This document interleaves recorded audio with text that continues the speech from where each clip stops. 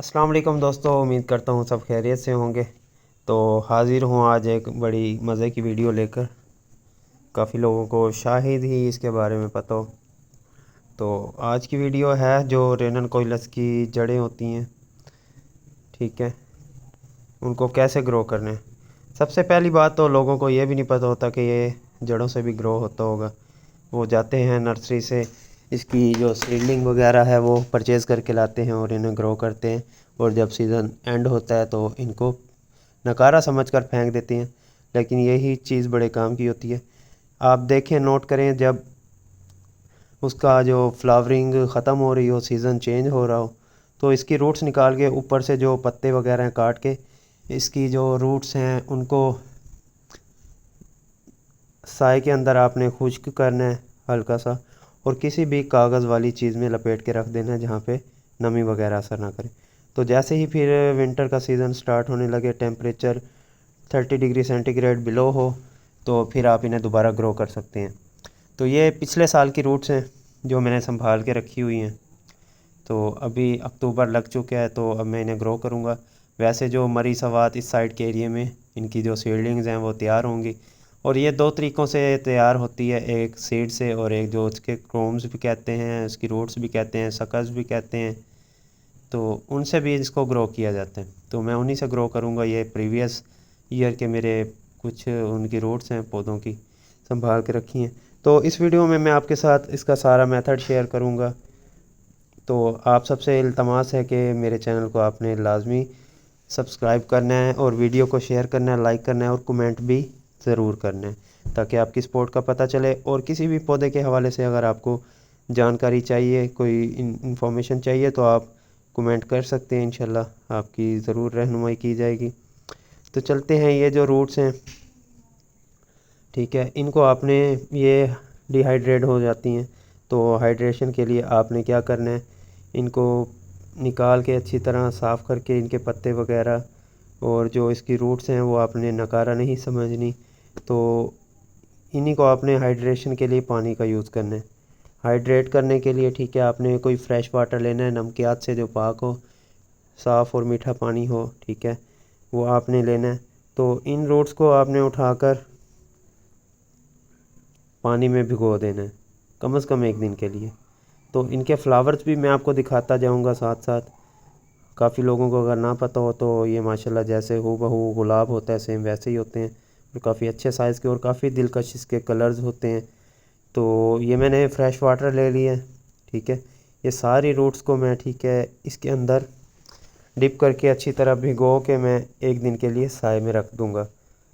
तो उसके बाद ये पानी वगैरह पीकर इसका जो साइज़ है वो मोटा हो जाएगा और ये एक्टिव हो जाएंगी। तो उसके बाद अगले प्रोसेस की तरफ चलेंगे। इन्हें मिट्टी में लगाना है, कौन सी मिट्टी में लगाना है, तो वो मैं इंशाल्लाह आपके साथ शेयर करूँगा। तो रूट्स आपकी बिल्कुल ओके होनी चाहिए, कोई मसला या टूट फूट का शिकार नहीं होनी चाहिए। और मार्केट से आपको इजीली मिल जाती हैं ये जो अच्छी फ्लावर्स शॉप्स हैं, ठीक है, तो या सीड स्टोर्स हैं, वहाँ से आपको मिल सकती हैं इजीली। पहले तो शायद 90 या 100 रुपये का एक इसका जो रूट थी वो मिलती थी, और सीड भी इसका थोड़ा सा कॉस्टली होता है क्योंकि इसका फूल बहुत खूबसूरत होते हैं। तो आप परचेज़ करके मंगवा सकते हैं और फिर साल हर साल ही इसे चला सकते हैं इसी की रूट्स को सेव करके। और जब इन्हें मिट्टी में हम लगाएंगे, तो ये एक मज़े की चीज़ है कि मल्टी हेड्स और काफ़ी बुश टाइप पौधे निकलेंगे, तो उन्हें हम री मल्टीप्लाई कर सकते हैं। मतलब एक रूट से हम 3-3 पौधे, 5-5 पौधे, 7-7 पौधे भी बना सकते हैं। वो आपकी रूट के ऊपर डिपेंड करता है वो कितने साइज़ की है। जी, तो अब मैं इसे साए में रख दूंगा 1 दिन के लिए।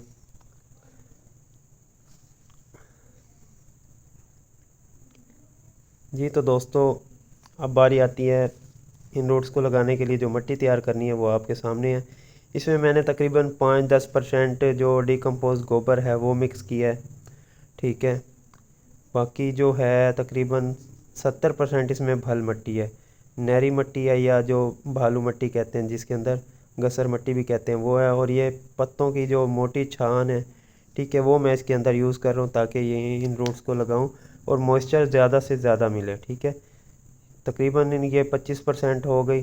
5 से 10% जो है वो डिकम्पोज गोबर है, और जो 70% है या 65% आप कह लें वो इसमें भालू मिट्टी या गसर मिट्टी है। इसको आपने अच्छी तरह मिक्स करना है और इसी को आपने ग्रो करने के लिए यूज़ करना है। तो इनके मैं पॉट्स भर लेता हूँ। इसको अच्छी तरह मिक्स करने के बाद फिर आपके साथ शेयर करता हूँ। जी तो दोस्तों, ये तकरीबन 22 घंटे बाद मैंने रूट्स उठाई हैं। इनको मैंने धो के साफ़ कर लिया था, जो ऊपर पत्ते वगैरह थे वो मैंने निकाल दिए थे। तो ये 22 घंटे तकरीबन गुज़र चुके हैं, कल मैंने जिस टाइम भिगोई थी तो उस हिसाब से। तो आप देख रहे होंगे माशाल्लाह ये पहले से ज़रा बड़े साइज़ में आपको लग रही होंगी। तो इसका मैं पानी वगैरह निकाल लेता हूँ, फिर आपको शो करवाता हूँ। तो जी आप ये देख सकते हैं माशाल्लाह इनका साइज़ पहले से काफ़ी अच्छा हो चुका है और ये एक्टिव हो चुकी हैं आगे ग्रोथ करने के लिए। तो अब आप इजीली इन्हें ग्रो कर सकते हैं। तो ये आपने पॉट्स जो मिट्टी मैंने आपको बताई है वो फिल करके आपने उसके अंदर लगानी है। आप चाहें तो एक एक इसमें लगा सकते हैं, या चाहें तो आप 3-4 पीसेस भी इसमें लगा सकते हैं और बाद में आप इन्हें मल्टीप्लाई करके आगे सीडलिंग के तौर पर इसे यूज़ कर सकते हैं। तो लगाने के लिए आपने चंद चीज़ों का ख्याल रखना है, वो मैं आपको वीडियो के साथ साथ बताता चलूँगा। अगर वीडियो अच्छी लग रही हो, इन्फॉर्मेशन आपको मिल रही हो, तो चैनल को लाजमी सब्सक्राइब कीजिएगा और शेयर कीजिएगा। जी तो ये मैं अब रूट्स जो हैं वो पॉट्स के अंदर डिवाइड कर लेता हूँ, उनका एक आइडिया बना लेता हूँ कि मैंने कहाँ कहाँ लगानी है ताकि वो अच्छी से अच्छी ग्रोथ कर सकें। तो इन रूट्स को आपने कोशिश करनी है जो तकरीबन 1-2 घंटे की इन्हें सनलाइट मिल जाए बहुत है, या ग्रीन नेट के नीचे इसे हल्की फुल्की जो सनलाइट है 30% या 40% वो इसके लिए काफ़ी है। तो आपने ऐसे ही ठीक है थोड़े थोड़े होल करके उसके अंदर इनको दबा देना है, बिल्कुल बाहर नहीं रखनी, ताकि इसकी जो जो पत्तों वाली कटी हुई शाख है वो ऊपर रहे, बाकी जो रूट्स हैं वो इसकी ज़मीन के अंदर चली जाएं।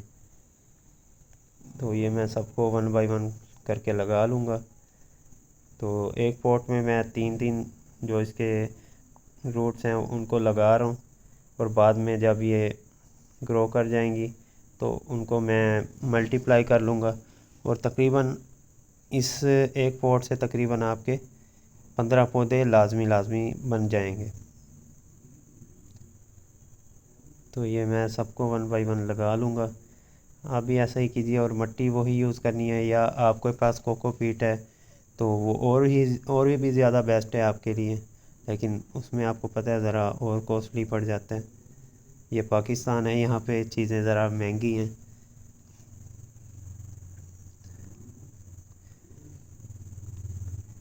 तो बस आपने यही ख्याल रखना है कि उसकी रूट्स बाहर ना रहें, ताकि कोई उसको निकाल के खींच के फेंक ना दे।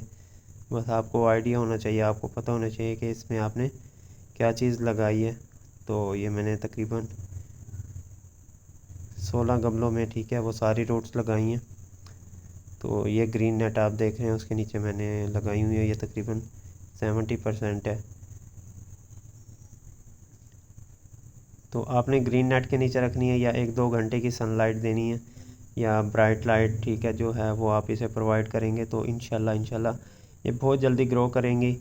तो बाकी जो पानी की बात है, आपने इसे मॉइस्चर ज़्यादा से ज़्यादा देना है। जितना कम मॉइस्चर देंगे तो इसकी ग्रोथ इतनी अच्छी नहीं होगी, क्योंकि जो रूट्स हैं उनको हाइड्रेशन के लिए पानी की ज़रूरत होगी, और जर्मिनेशन करने के लिए तो आपने पानी का ख़याल रखना है। दिन में 1 दफ़ा तो लाजमी देना है, अगर बाकी ज़रूरत पड़े तो आप 2 दफ़ा भी दे सकते हैं। तो बाकी उम्मीद करता हूँ आपको वीडियो से काफ़ी इन्फॉर्मेशन मिली होगी। तो बाकी जब इसका जो रिज़ल्ट होगा वो भी मैं आपके साथ शेयर करूँगा। वो अभी इसलिए शेयर नहीं कर सकता क्योंकि फिर उसमें आपका टाइम वेस्ट होगा। हो सकता है ये 10 दिन में 15 दिन में ग्रो करें तो आप लेट हो जाएंगे, इसकी जो रूट्स हैं आप नहीं लगा पाएंगे। तो वो फिर जितना सीज़न आउट होता जाएगा उतनी इसकी फ्लावरिंग कम होगी। तो इसलिए अगर आपके पास भी इसके जो रूट्स हैं या क्रोम्स हैं तो आप उन्हें अभी ग्रो कर सकते हैं। अभी आपके पास टाइम है। बाकी वीडियो को लाजमी लाइक कीजिएगा, कमेंट कीजिएगा और चैनल को सब्सक्राइब कीजिएगा। मिलते हैं इसकी अपडेट वीडियो के साथ नेक्स्ट टाइम इंशाल्लाह। दुआओं में याद रखिएगा। अल्लाह हाफिज़।